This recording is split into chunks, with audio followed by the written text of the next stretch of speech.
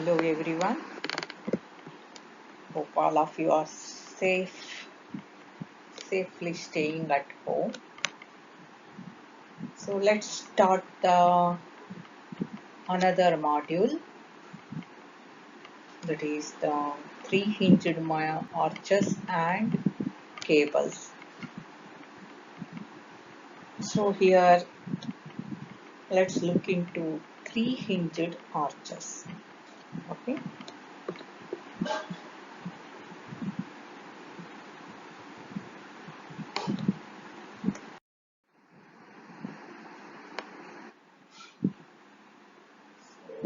this is an arch. You may have understood arches are usually used for construction of the bridges. So what we are going to see in this chapter, so what is the arch, so different types of arches, advantages of arch construction, analyze the three-hinged arch, and how to evaluate the internal forces in the three-hinged arch. Okay, this is the introductory session. So what is an arch?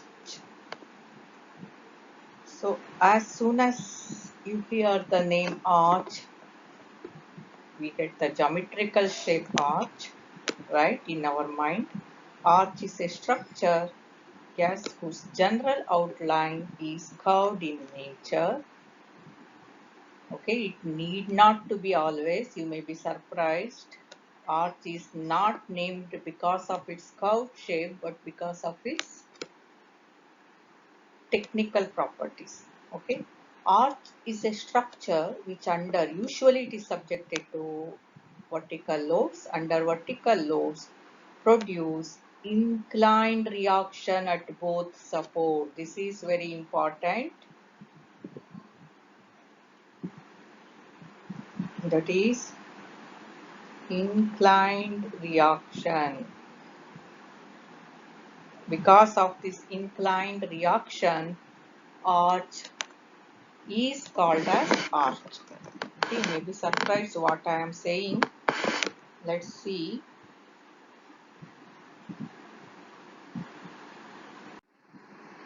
So if you look at into the history of arch is extremely efficient structural element as it is subjected to only compressive stresses. It is suitable for spanning almost any distance. For the larger spans, mostly for the larger span, arches are preferred, not the beams. Okay.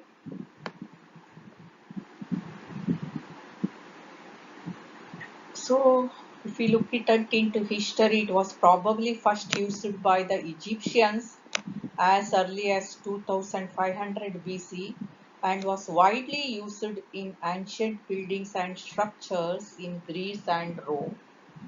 Okay, in India also, if you see the old railway stations, highways, bridges, there you can see the masonry arches.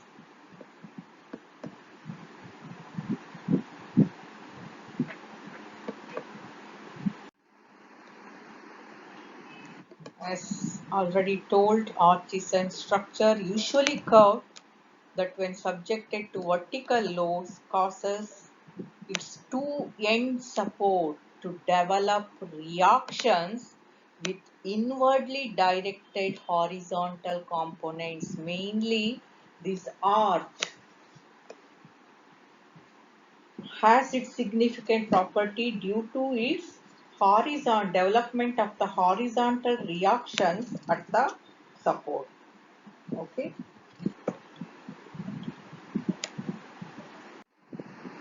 so these are the different parts of the arch. I will come again to it later. Okay, see how the road deck is supported on the arch, the span, abutments, etc.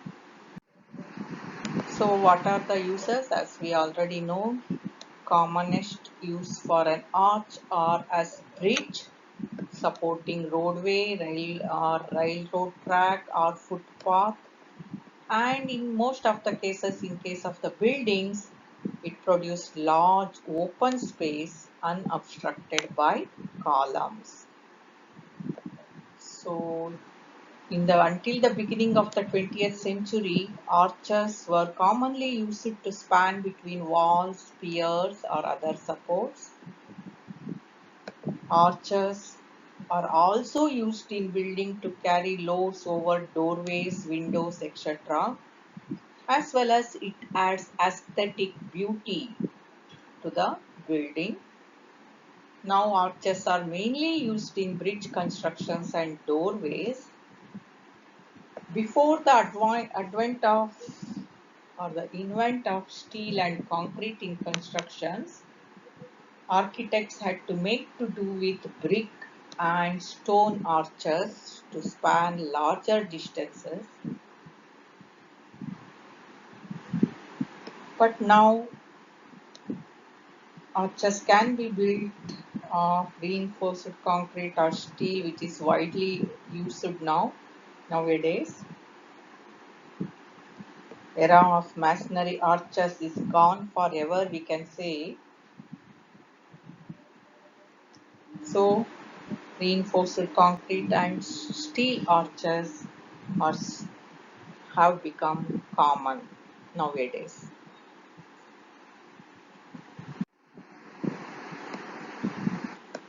So as I already told, arch is significant because it provides a structure which eliminates tensile stresses in spanning an open space.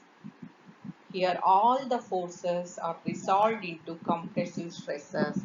Actually, it is not totally true. Arches are subjected to bending moments and shear forces, partly to flexure, that is bending moment and shear forces, partly to compressive forces, but predominant forces are the compressive forces. Hence, bending moment is usually can be neglected. The bending moment is reduced considerably in the arch actions compared to our beam action. Okay, so yes, in olden days, arches were mainly of the masonry arches that used stone, concrete, cast iron, etc. But yes, they are very strong in compression but weak in tension. So anyway, it is good aspect for the arches. They do not carry much bending moment, so tensile forces are negligible. By using the arches, a span up to 200 meters can be spanned actually. So it is not possible in case of the beams. Let's see why in the next slides. Okay.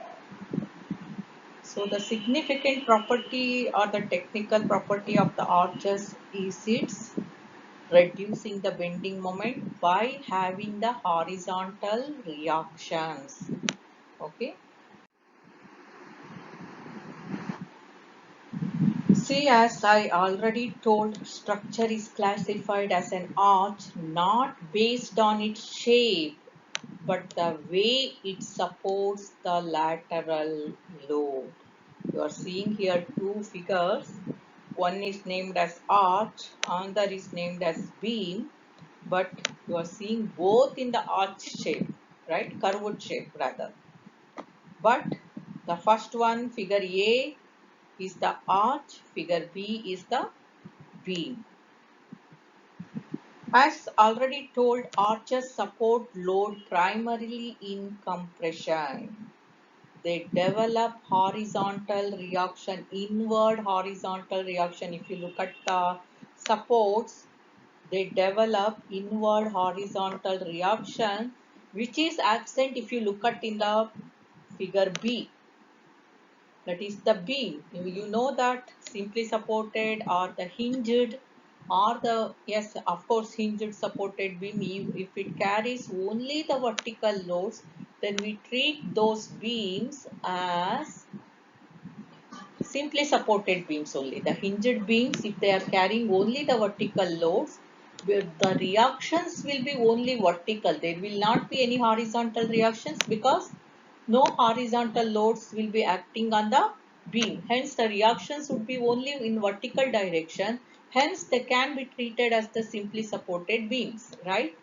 But see, in the arches, even though if they carry only the vertical loads, horizontal reactions will be developed if they are the arches. Okay, so if there is no horizontal reactions, then they are considered as beams. So it is important to consider that the definition of an arch is a structural one, not geometrical. Okay.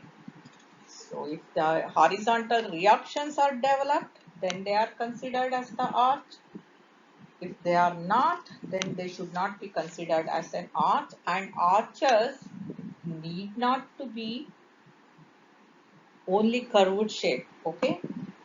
So it is very important that horizontal inward forces are very much important for arch action to set in. Okay.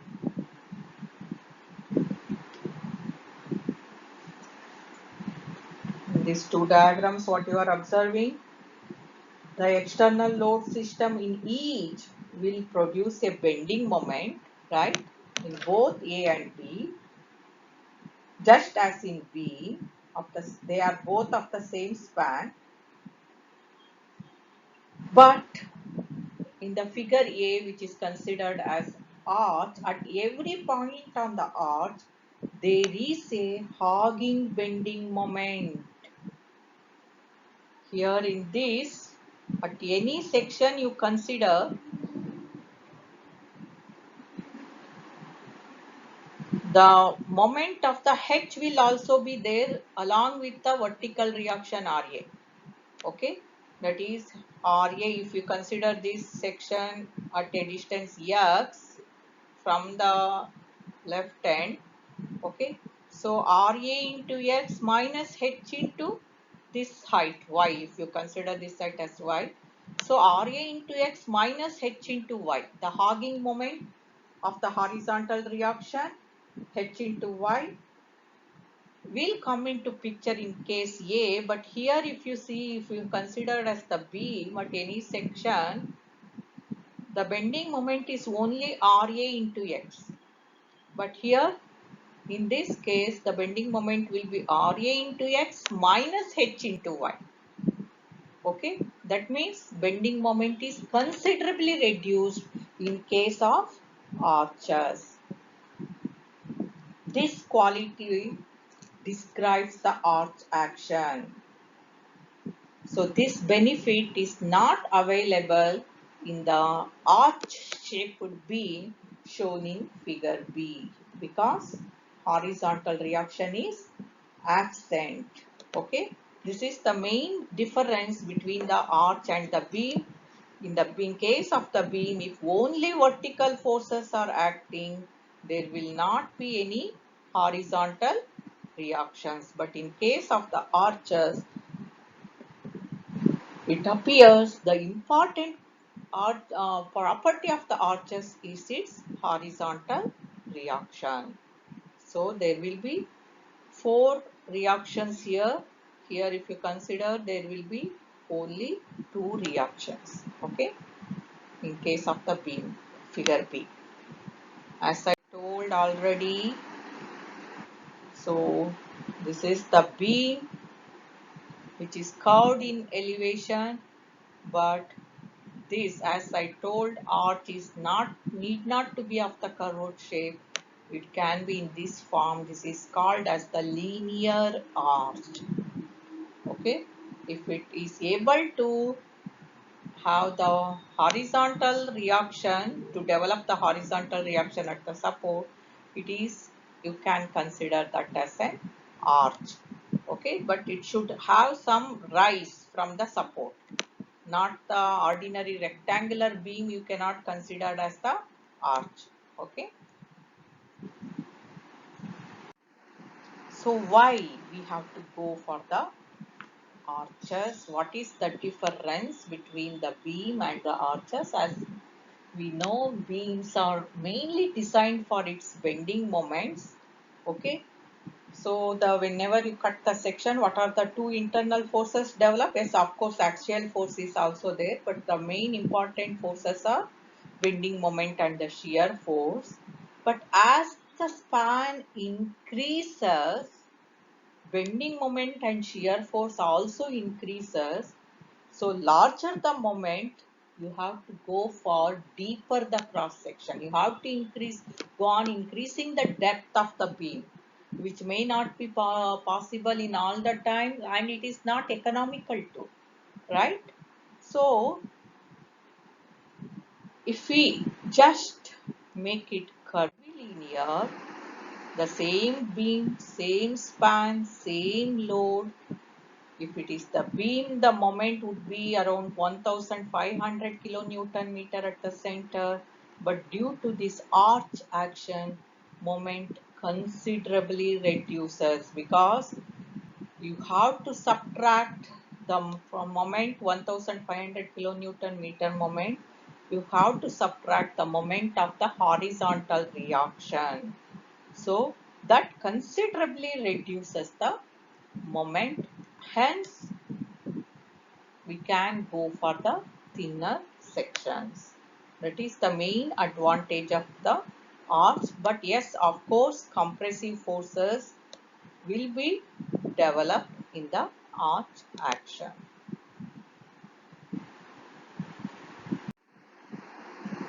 So difference between beams and arches has been listed out. In case of the beam, transfers the applied load to end supports by bending and shear action. That is the main forces acts in case of the beams. In case of the arches, transfers the applied load to end supports partly by axial compression and partly by flexion. As I told earlier, it is not purely subjected to compressive force, but predominantly subjected to compressive force. Partly it transfers the loads or the supports by partly by compression, partly by bending moment or flexure.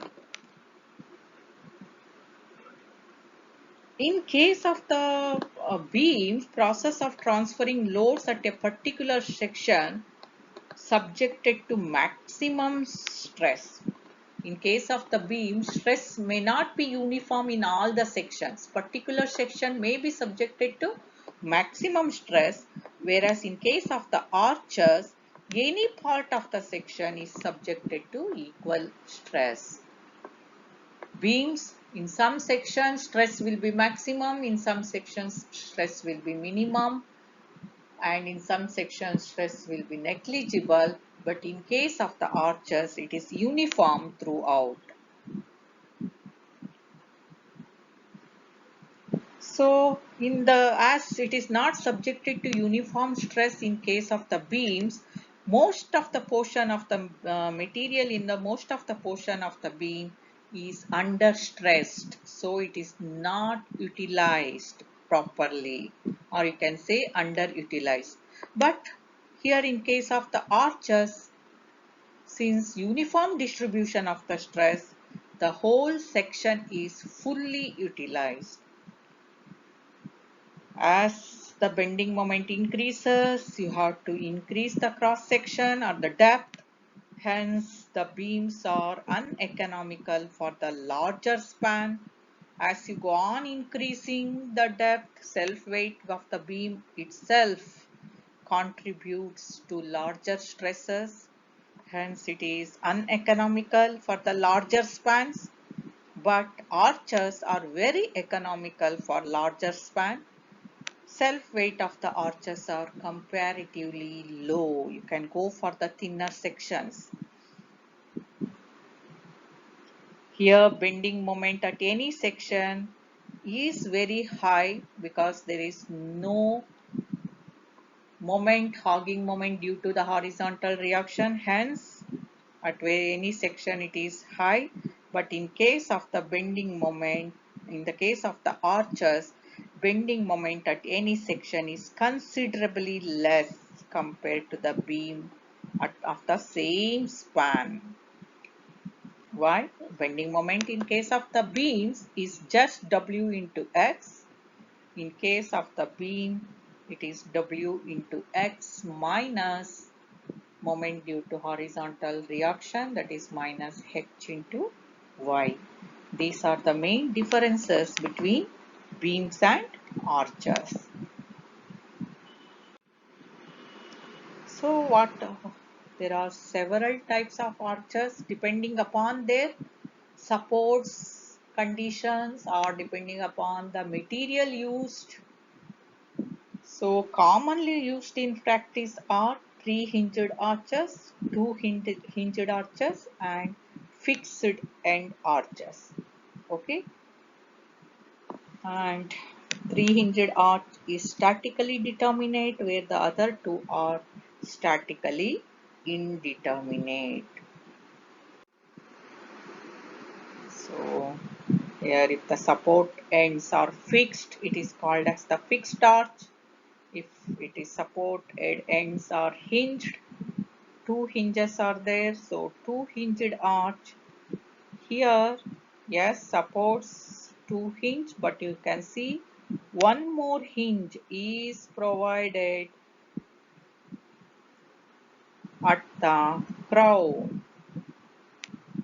At this point, one more hinge is provided, so there it is called as the three-hinged arch. And if it is tied so that not to allow any lateral movement, it is called as the tied arch.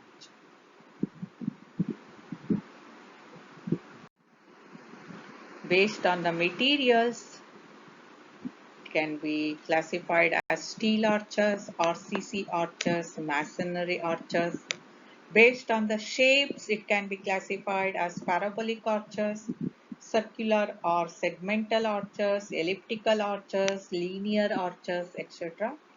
Structural behavior, that is based on the supports as already told, two-hinged, three-hinged.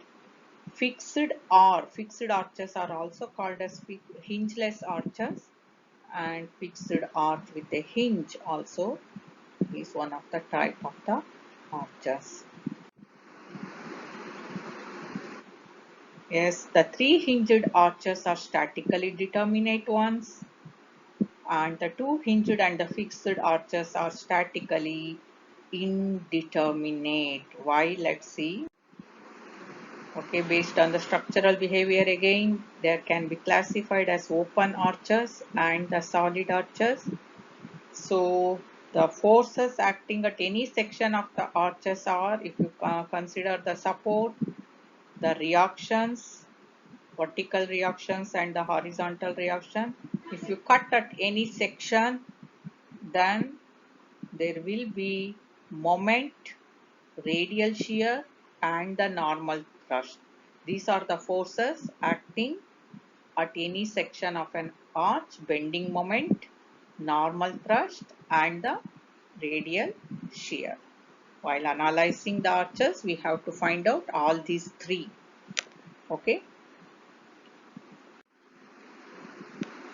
So it's again the same thing. You can see here the fixed arches are indeterminate, two-hinged arches are indeterminate, three-hinged arches are determinate one, and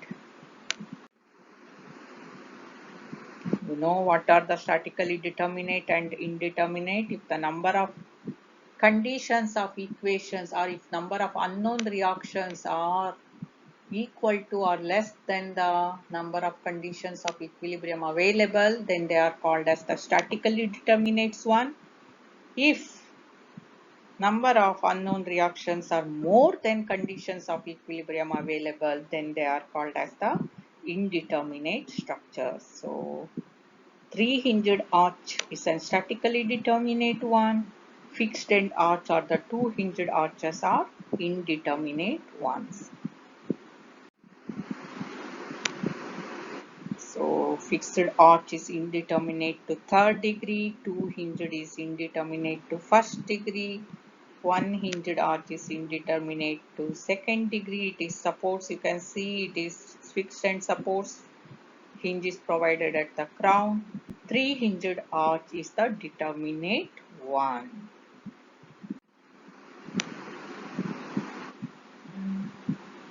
So you can see here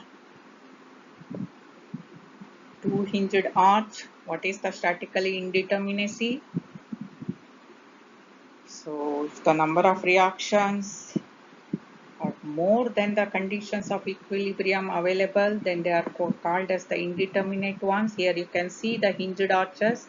At each hinge there will be two reactions, one the horizontal reaction and the other vertical reaction. Total, so at both the ends it will be 2 plus 2, 4 reactions, but the condition of equilibrium available is only 3. Sigma H is equal to 0, sigma V is equal to 0, and sigma M is equal to 0. So degree of static indeterminacy is 4 minus 3, that is equal to 1. Okay, so two hinged arch is 1 degree indeterminate. If we come to the fixed arch, at the fixed end, we know that there will be three reactions at each end. One is the vertical, another horizontal, and one more is the moment. So at both the ends, 3 plus 3, that is 6. But the conditions of equilibrium, only 3. So degree of static indeterminacy is 6 minus 3, that is 3. Okay. So fixed arch is degree of indeterminate, third degree indeterminate. And if it comes to the three hinged arches, yes, here you can see the two hinges, yes, two reactions at each support, so R is equal to 4. Yes, that is the conditions of equilibrium are 3, but what you are seeing here is the extra hinge provided at the crown. So at that point we can apply one extra condition, that is moment about the hinged point as equal to 0. So that is the one extra condition. So yes, number of reactions 4, number of conditions of equilibrium 3, but one extra condition, that is moment about the hinged crown at the crown is 0. So degree of static indeterminacy is 0. Hence the three hinged arch is an determinate one. Okay.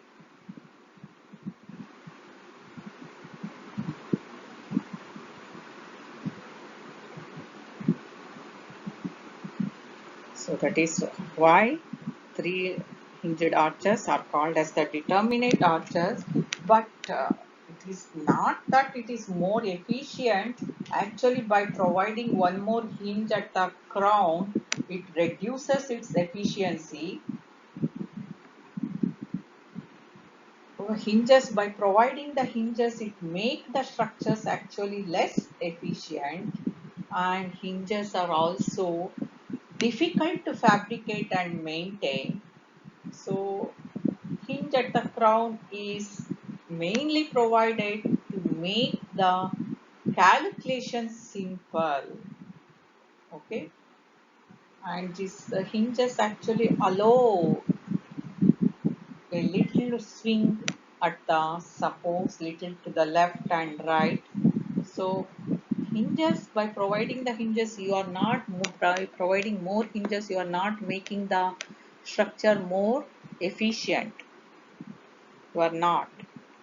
So you can say this fixed arch and the two hinged arch are more structurally stable than the three hinged arch. So you are seeing this diagram from the beginning, the parts of the arches. The interior part is called as the soffit or intradus. Exterior part is called as the extradus. This is the highest point on the arch is known as the crown. This is the crown, and the support level is known as spring line, and where the supports are rested they are called as the abutments. Okay, and the height of the arch from the crown to the springing level is known as the rise. Okay, the center line, this is known as the rise. These are the main parts of the arches. Above this arch, roads will be laid, or the railway tracks will be laid.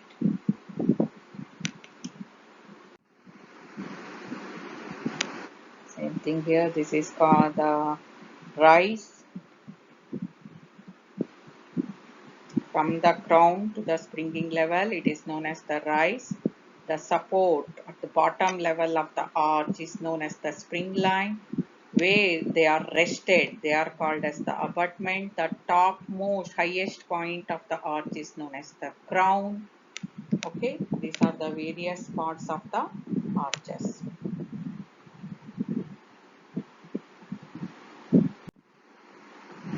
So you know the compressive force will be acting towards the horizontal reactions. Here in the case of the arches are always compressive, they are always towards the arch.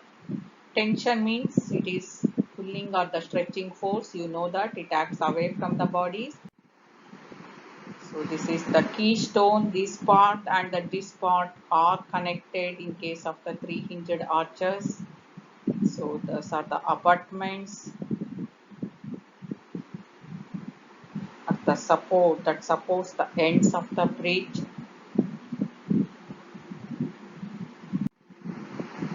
Arches mainly works by compression. See the internal reaction, horizontal reactions. They are always compressive, and the compressive force in the vertical direction also. So predominant forces acts on the arches are the compressive forces.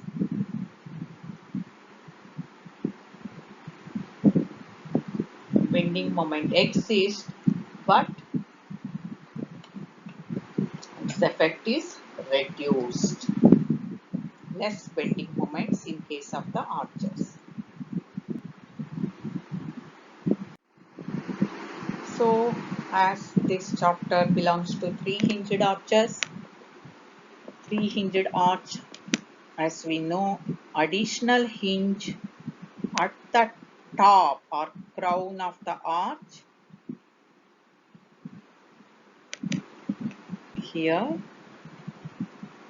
yes, it is considered safe, but it is actually not safe as it does not allow movement in case of the movement in the foundation, as there are two separate spots.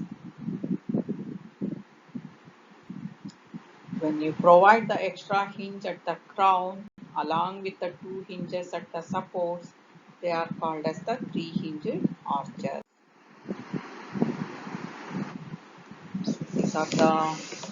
This is the diagram of the three hinged arch. One hinge, extra hinge at the crown, hinges at the supports. We know that three hinged arch is a statically determinate structure. So three hinged arch is made up of two plates connected together by means of a hinge. With already two hinges at the supports, one more hinge is provided at the crown.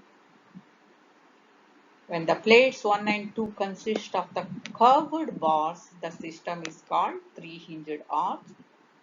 The distance L, that is distance between the centers of the hinges at the support, is called the span of the arch, while distance h from the center of the crown hinge up to the springing level is called as the rise.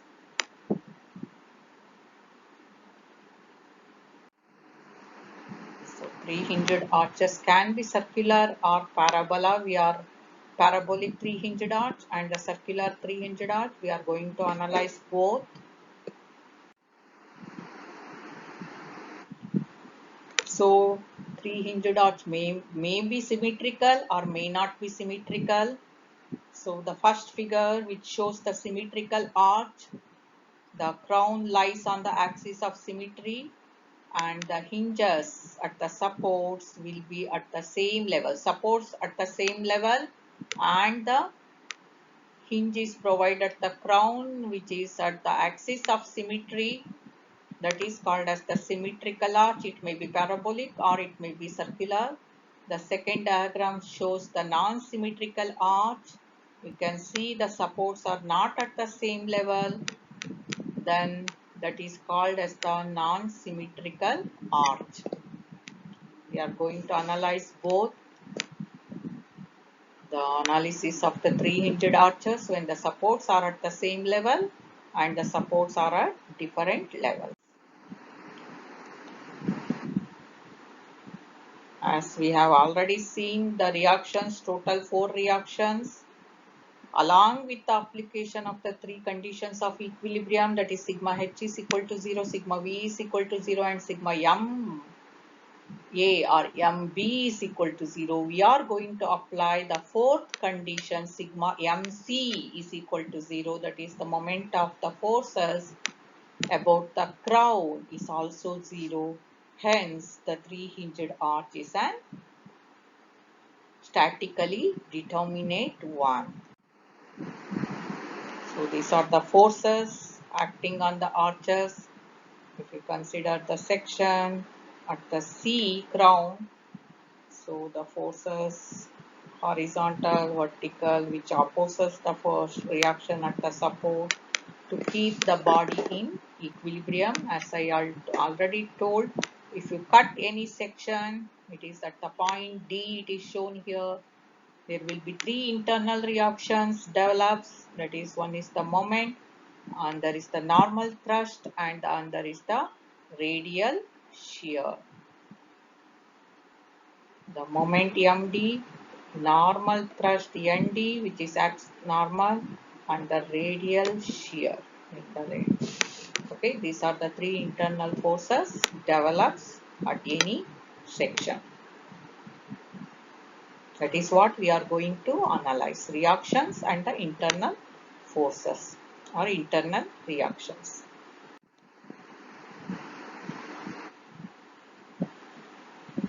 So advantages is that the bending moment and shears acting over the cross section of the three-hinged arches are considerably smaller than the corresponding stresses in a simple beam. So the arches are more economical than the ordinary beams, particularly as for every arches it is applicable for the larger span structures. Of course, the third hinge is provided to make the calculations easier. So it is easier to analyze the three-hinged arch compared to other type of arches. No bending moments are caused at the abutments and the crown because of the hinges provided. We know that the hinges cannot resist moments. So if there are any settlements that do not appreciably affect stresses, since hinges enable the arches to take up the slightly different shape. As I already told, it may swing the arches either to the left or the right, so that they slightly adjust over there itself without developing more stresses. Okay. The pin joints enable the arch to adjust itself to expansions and contractions due to changes in temperature. Temperature stresses also are very minimal in case of the three-hinged arches. So disadvantages is that the bending moments away from the hinges are larger than in the two-hinged arch or the fixed arches. As I told, three-hinged arches are not much structurally efficient compared to other two types of arches, that is two-hinged arches and the fixed arches. So let's see analysis of the three-hinged parabolic arch. We know that the bending moment at the crown hinge is 0. That is the extra conditions we are applying. So arches have two reactions at the support, each support, one horizontal and one vertical. Hence there will be four reactions together at the supports A and B. So three equations available. Sigma h is equal to 0, sigma v is equal to 0, sigma m is equal to 0. That is sigma ma or sigma mb is equal to 0. And the fourth condition is available at the crown hinge, that is the bending moment at the crown is equal to 0. So these all the four conditions we are applying to find out the reactions. So this is the three-hinged arch, crown, two forces are shown just to show the forces, internal reactions. So these are the reactions, two reactions at each end.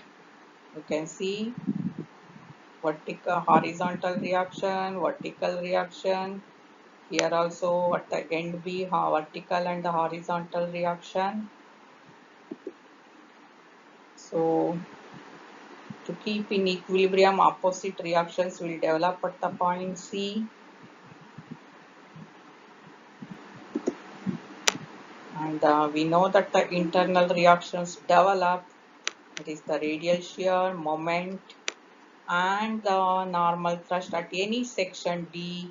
You consider, you get the three internal reactions. These are all we have to find out in case of analysis of the three-hinged arches, that are the reactions. And also if when you are getting the horizontal and the vertical reaction, when you combine them you get the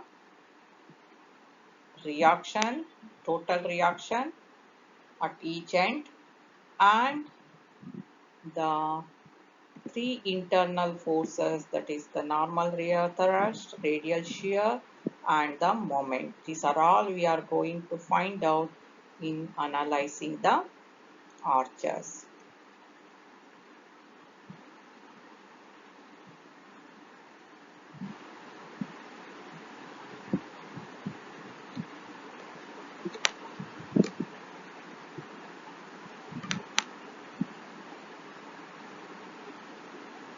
Okay.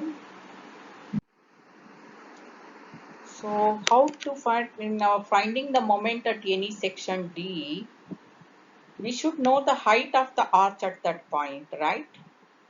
That is called as the y.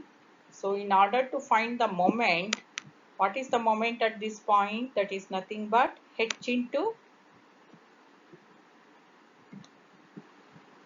moment at the point D will be h into y, isn't it?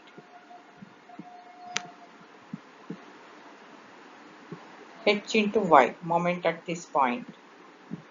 So in order to find the moment at this section, we should know y.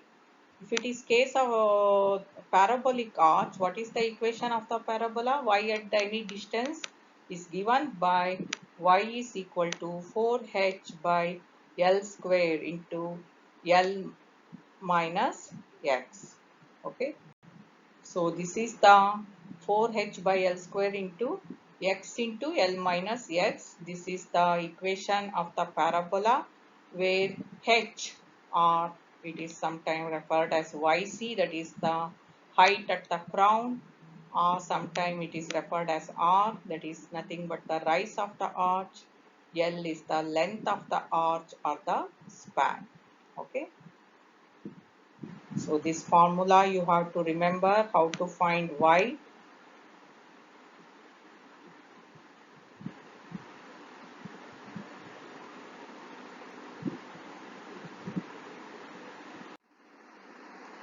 So as I was speaking about the internal forces at any point, you get the three internal forces MD, VD and ND. MD, find the bending moment by finding out the Y, that is H into Y. And if your vertical reaction here is AY into X, AY into X minus H into Y gives you the bending moment at that section. But what about the other two reactions? Normal thrust, which is acting normal, perpendicular at the cut section, and the radial shear, which acts at the section, shear force, okay, that will be parallel to the section. So what are those, how to find out? So if you draw it, so the normal thrust we get by the equation Vx sine theta plus h cos theta, that is what we are going to find out. Radial shear RD or VD, it is Vx cos theta minus h sine theta.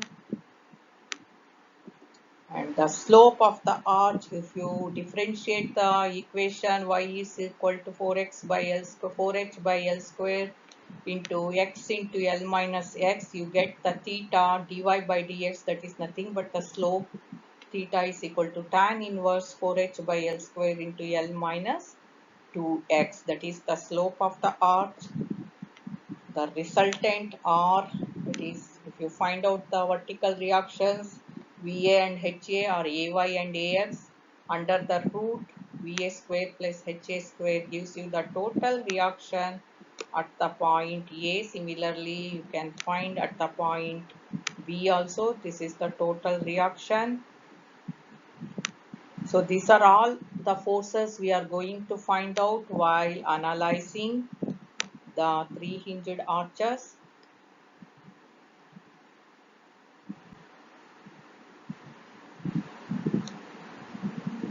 R is equal to shear force in the arch. Now N is the normal thrust in the arch, and theta is the slope of the arch axis at any point. So how to find the normal thrust and the radial shear? So if you consider the arch segment, draw a tangent, okay, let Fx or H is equal to summation of all the horizontal forces at that section, considering the left of the section, and Fy or Vx at that Yvx means at the section Xx, so it is named as Vx. So summation of all the vertical forces at that particular point, okay. So the normal thrust, that is acting along the tangent or perpendicular to the cut section, that is your normal thrust, is equal to summation of all the forces acting along that axis. That how to find out. So the and Rx is parallel to the cut section, that is summation of all the forces acting along that axis. Okay, what are the two forces you are seeing now? That is Vx and H, right? Those are all the two forces. And the another internal force is Mx. You know how to calculate the bending moment at the section. So let the angle be theta. If the angle makes if any line makes an angle theta with the horizontal, then perpendicular to that line makes the same angle theta with the vertical. We know that, right? So Rx makes the angle theta with the vertical, Nx makes the angle theta with the horizontal. So if we find the summation of the forces along the axis, x-axis, along the axis, along the tangent, then the the x component along the tangent of the horizontal force is h cos theta, and the component of the vertical forces will be Vx sin theta, right? So Nx will be Vx sine theta plus h cos theta. Similarly, if you consider the forces acting along the line perpendicular to the tangent, that is Rx, what are the forces acting? The force component of the h will be the vertical component, that is h sine theta, and the component of the y, Fy, or the Vx will be Vx cos theta, because theta is uh, along the line. Hence, what will be the Rx? Rx is equal to Vx cos theta minus h sin theta. This is how we find normal thrust and radial shear. Okay, we have to remember this formula. You know how we have got it. So by considering all the forces to the left of the section, and by summation of all the forces, that is considered as the Fx, there will not be any horizontal forces, so Fx will be equal to h. Fy depends upon the number of forces acting to the left of the section, that will be Vx will be equal to Ra plus or minus the forces acting to the left of the section, that will be the summation of all the vertical forces Vx. So by finding that, we can find out the radial shear and the normal thrust. So let's see one example. Consider a three-hinged arch subjected to a concentrated force P as shown in figure. P is acting at a distance of L by 4 from the end A. So we know that the reaction, there will be two reactions at A and there will be two reactions at B. Crown, it is the symmetrical parabolic arch at a distance of L by 2. Height of the parabola, the rise, is given as h. Let B be the height at the point P. Okay.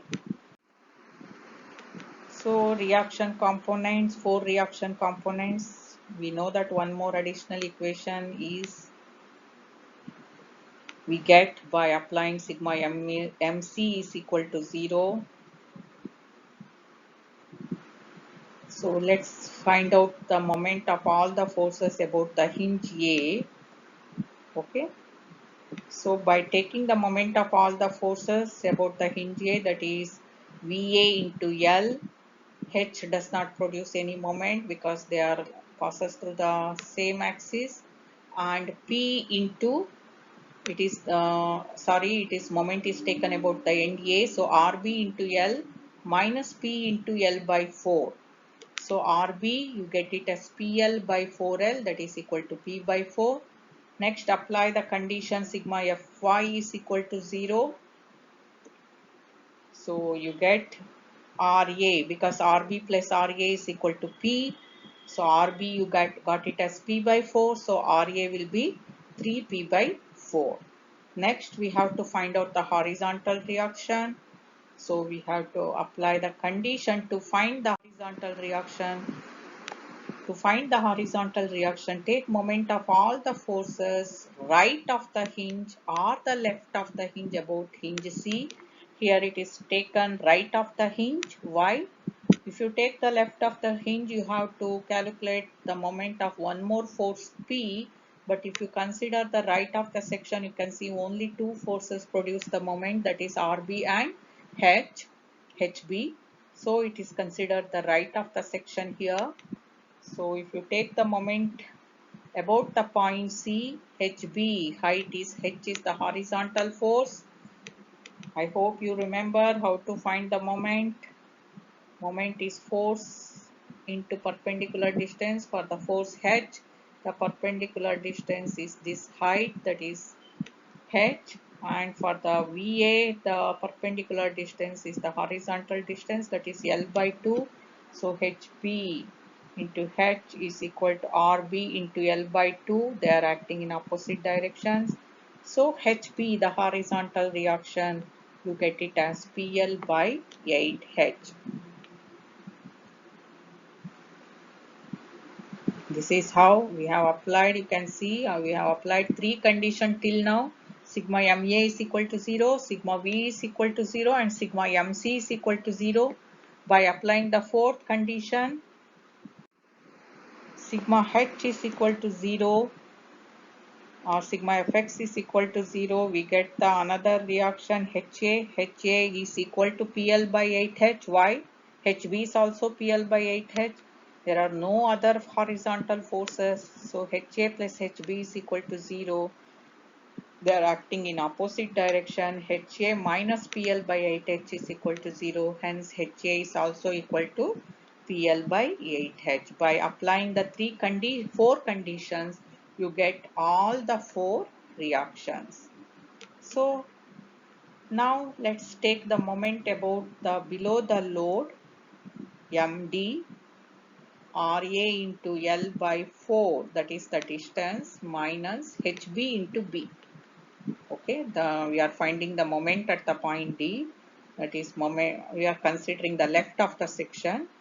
RA, moment of RA, only two forces acting, RA and HA. RA into L by 4, that is the distance of the point P, minus HA into B, if we consider that height as B. Okay, so MD we get as RA is 3P by 3P by 4, so we get as 3PL by 16 minus PLB by 8H. If we consider this as in the triangular shape by the similar triangle properties, H by L by 2 is equal to B by L by 4, we get B by H as B by H as half. Okay, so if we substitute that, this is just the approximation. Actually, B is equal to, you have to apply that parabolic formula. B is equal to, Y is equal to 4H by L square into X into L minus X. Here we have approximated it as the B by H is equal to half. So, while substituting, you get the moment as 0.125 PL, moment at the point D. So, you know how to find the moment also, right? So let's compare this with the, if we consider the same span beam, what the moment we get. For a simply supported beam of the same span and loading, moment under the loading is given by MD is equal to 3PL by 16. You are observing here that for the arch, moment is 3PL by 16 minus H into Y. Here the minus H into Y is missing in case of the beams. You get the moment as 0.375 PL.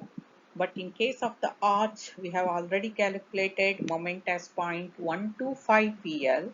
See how much the moment is reduced. Almost the moment is reduced by 66.66% in case of the arch of the same span.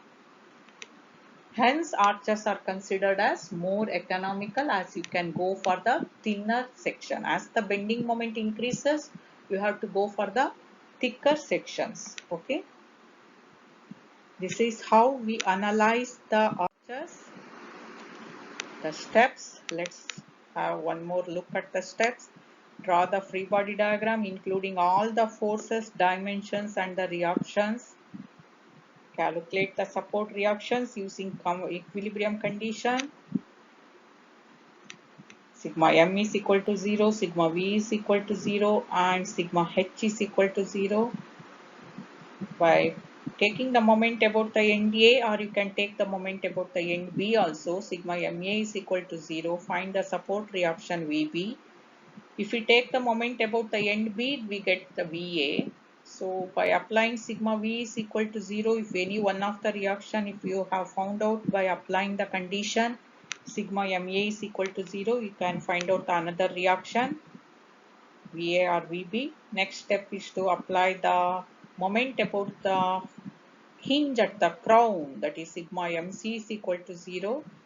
We get the horizontal reaction. If the supports are at the same level, then HA will be equal to HB. So apply the another condition, sigma H is equal to 0. If supports are not at the same level, then HA, and if they are unsymmetrical, then HA, and if there are some other forces are acting, if there are no other horizontal forces are acting, if the supports are at the different level also, you may get the same reaction H, but if some more inclined forces are acting, then HA would be differ from HB. And at the any required section, find the moment, that is VA into X minus HA into Y and minus W into X into whatever the moment of the load, if it is UDL WX into X by 2, or if it is point load W into L by 2 minus X, like that.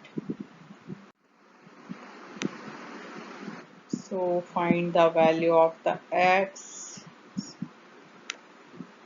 So if you differentiate the moment equation to find the maximum bending moment, we know that at the maximum bending moment point, slope is 0. So if you differentiate the equation, you will get the slope. You can find out the X, where the maximum moment value you can find out. Same procedure, we can find out the what is the value of the maximum negative bending moment. If it is asked, find out normal thrust and radial shear at any point of the arch, that is n is equal to V sine theta plus H cos theta. Radial shear is equal to V cos theta, that is minus H sine theta, not plus sine H sine theta.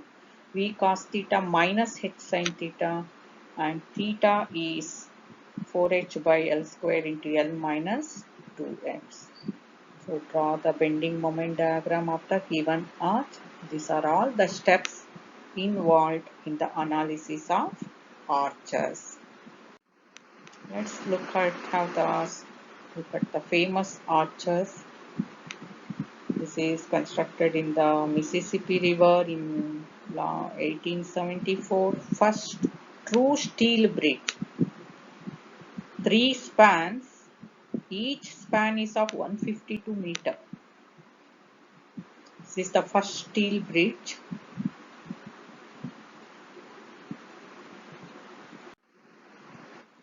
Iron bridge in England. Connections are made using dowels.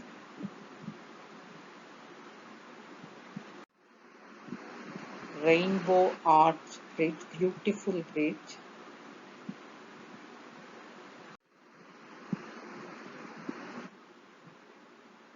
This is the Arch Bridge Aqueduct in France. So these are all for the today's class. Arch definitions are given. So arch is mainly characterized by its horizontal reaction. If there is no horizontal reaction, it cannot be considered as arch. So we came to know about the advantages of the arch construction, that is bending moment considerably reduces, hence it is more economical. Classification of arches we learned: 3-hinged, 2-hinged and the hingeless or the fixed arches. This is based on the support conditions. Again, by the materials you can consider it as the RCC arch, steel arch or the masonry arch. Here we have considered the analysis of the 3-hinged arches. We know what are we have to calculate in the analysis the reactions at both the supports, hinged supports, and the total reaction RA is equal to under the root VA square plus HA square. And we have to, at any cut section, we have to find out the 3 more internal forces: bending moment, normal thrust and the radial shear. And the equation of the parabola, by substituting in that we get the height of the parabola at any section under consideration. Y is equal to 4H by L square into X into L minus X. If you differentiate that equation, you get the slope theta. So An example is shown, general example to how to analyze the problem. In the next session, we see how to analyze the three hinged arches. We solve some more problems.